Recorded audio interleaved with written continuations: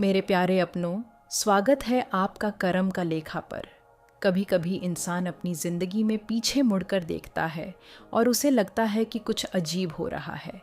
पहले सब ठीक चलता था, काम बन जाते थे, लोग मदद कर देते थे, मन में एक शांति रहती थी।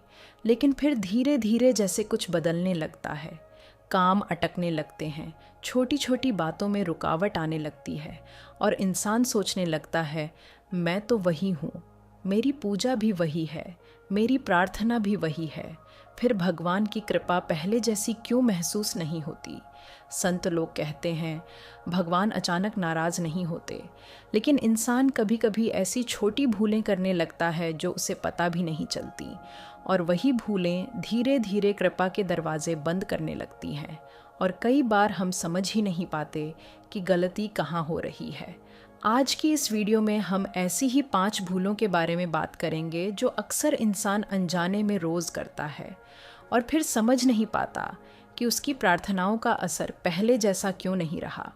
ध्यान से सुनिएगा, क्योंकि इन 5 बातों में एक ऐसी भूल भी है जो सबसे ज़्यादा लोगों से होती है। और कई बार इंसान पूरी ज़िंदगी पूजा करता रहता है, लेकिन वही एक आदत धीरे धीरे भगवान की कृपा का रास्ता बंद कर देती है। हो सकता है इन 5 में से कोई एक भूल हमसे भी हो रही हो और शायद हमें इसका एहसास भी ना हो।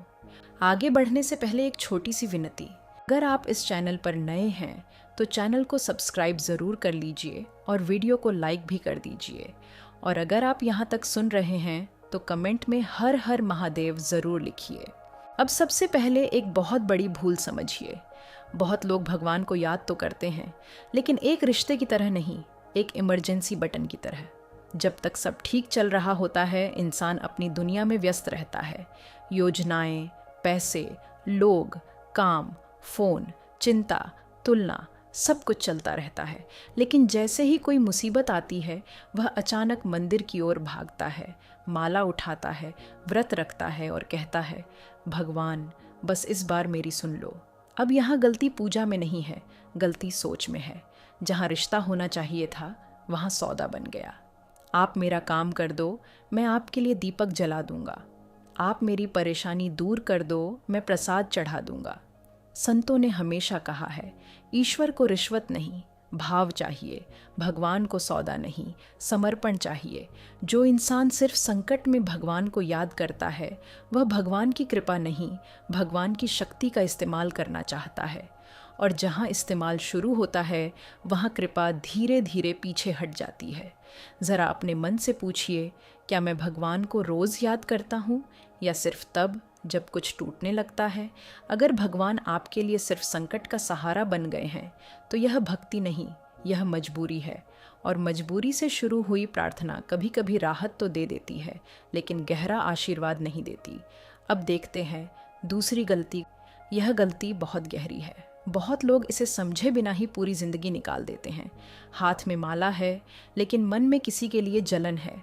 होठों पर भगवान का नाम है, लेकिन दिल में किसी के लिए कठोरता है। माथे पर तिलक है, लेकिन भीतर अहंकार, शिकायत, कटुता, तिरस्कार भरा है। अब सोचिए, अगर एक पात्र बाहर से चमक रहा हो लेकिन अंदर जहर भरा हो, तो क्या वह पवित्र कहा जाएगा? ईश्वर को बाहरी सजावट से पहले भीतर की गंध महसूस होती है। अगर मन में कड़वाहट है तो भक्ति की सुगंध दब जाती है। बहुत लोग रोज़ आरती करते हैं, लेकिन घर में सबसे कठोर शब्द भी वही बोलते हैं। बहुत लोग कथा सुनते हैं, लेकिन किसी की गलती माफ़ नहीं करते। बहुत लोग मंदिर में सिर झुकाते हैं, लेकिन अपने ही घर के लोगों के सामने अहंकार से खड़े रहते हैं। यही भगवान नाराज़ नहीं तो क्या होंगे?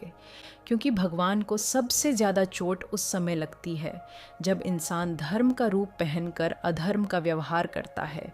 याद रखिए, भगवान को आपकी आवाज़ नहीं, आपका कंपन सुनाई देता है। अगर अंदर क्रोध, तिरस्कार और कठोरता भरी है, तो बाहर की पूजा कमज़ोर पड़ जाती है। इसलिए पूजा से पहले मन को भी धोना पड़ता है, नहीं तो घी का दीपक जलता रहेगा, लेकिन भीतर अंधेरा वैसा ही रहेगा। तीसरी गलती, कुछ लोगों की एक आदत होती है, वे हमेशा वही देखते हैं जो उन्हें नहीं मिला। जो मिला है वह उन्हें छोटा लगता है, जो छिन गया वही बड़ा लगता है। जो सामने है उसकी कदर नहीं, जो दूर है उसी का दुख। धीरे धीरे यह आदत शिकायत बन जाती है, फिर शिकायत स्वभाव बन जाती है, और फिर इंसान हर समय एक कमी में जीने लगता है। उसके पास घर है तो उसे बंगला चाहिए, उसके पास रोटी है तो उसे दावत चाहिए, उसके पास 2 लोग साथ खड़े हैं तो उसे 100 लोगों का सम्मान चाहिए। और जब मन हर समय कमी पर टिका रहे तो कृतज्ञता मरने लगती है। भगवान को सबसे प्यारा कौन होता है? वह नहीं जिसे सबसे ज़्यादा मिला हो, वह जिसे जो मिला हो उसकी कदर हो। कई बार कृपा रुकती नहीं है। कई बार इंसान की नज़र इतनी शिकायतों से भर जाती है कि उसे कृपा दिखनी बंद हो जाती है। सुबह उठ पाए, यह भी कृपा। किसी ने हाल पूछा, यह भी कृपा। भूखे नहीं सोए, यह भी कृपा। गलती के बाद भी मौका मिला, यह भी कृपा। लेकिन जिसे हर समय सिर्फ कमी दिखे, वह कृपा के बीच रहकर भी खुद को अभागा समझता रहता है।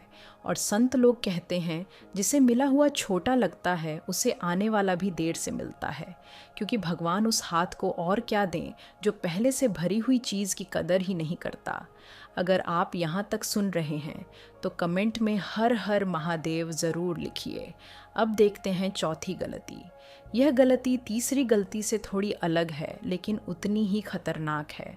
तीसरी गलती में इंसान अपने जीवन की कमी पर ध्यान देता है, लेकिन चौथी गलती में इंसान अपनी नज़र दूसरों के जीवन पर टिकाने लगता है।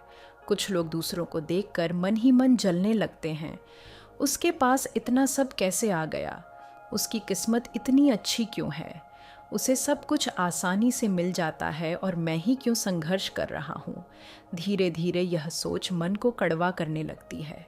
इंसान दूसरे की खुशी देखकर खुश नहीं होता, बल्कि भीतर ही भीतर बेचैन होने लगता है।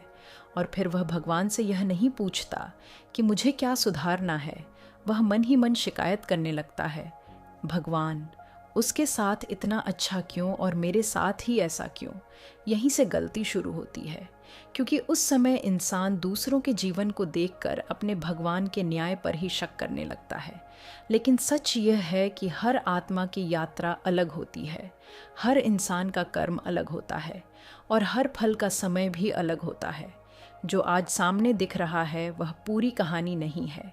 किसी का सुख उसके पिछले कर्मों का परिणाम हो सकता है, किसी की देरी उसके लिए तैयारी हो सकती है, किसी की परीक्षा उसकी ऊंचाई का रास्ता हो सकती है। लेकिन जो व्यक्ति बार बार दूसरों का भाग्य देखकर अपने भगवान पर शक करने लगता है, वह अपने रास्ते की रोशनी खुद कम कर देता है। तुलना सिर्फ मन को दुखी नहीं करती, तुलना विश्वास को भी खोखला कर देती है।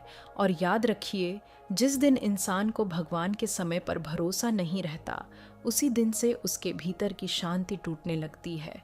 भगवान देर कर सकते हैं, अंधेर नहीं, लेकिन हम अधीर होकर उनकी पूरी व्यवस्था पर सवाल उठा देते हैं।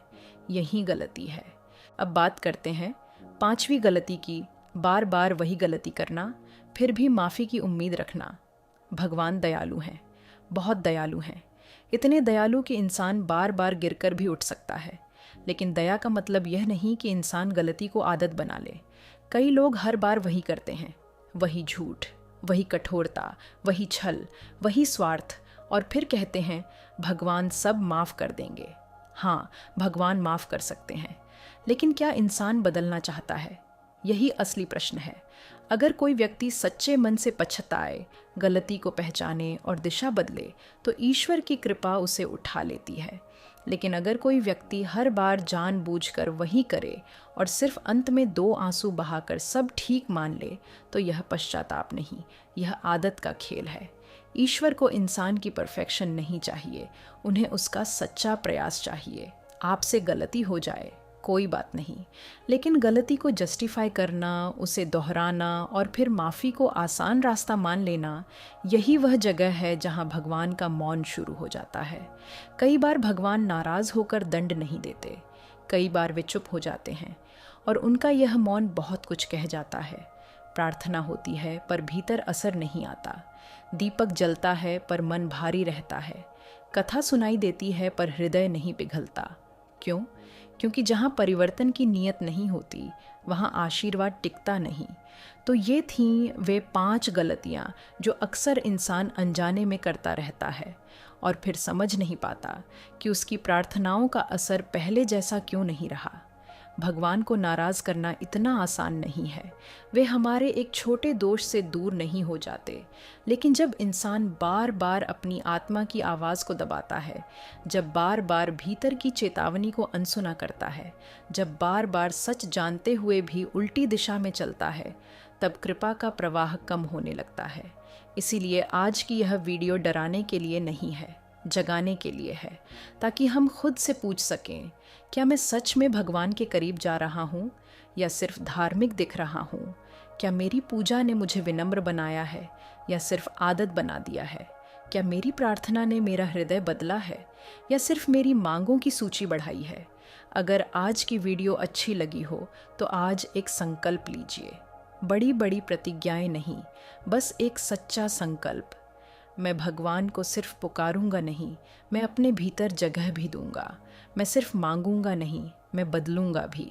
अगर आपको वीडियो अच्छी लगी हो तो वीडियो को लाइक ज़रूर करें और कमेंट में लिखिए हर हर महादेव और अपने परिवार और दोस्तों के साथ शेयर करें। हमारा लक्ष्य है जल्द ही 25,000 सदस्यों का परिवार बनना, और यह आपके प्यार और सहयोग के बिना संभव नहीं है। अगर आप नए हैं तो अभी चैनल को सब्सक्राइब कर लीजिए। अगली वीडियो कर्म के लेखा पर शनिवार शाम 7 बजे आने वाली है, इसलिए उसे भी देखना बिल्कुल मत भूलिए। अगली वीडियो में फिर मिलेंगे, तब तक अपना और अपने अपनों का ख्याल रखिए। हर हर महादेव।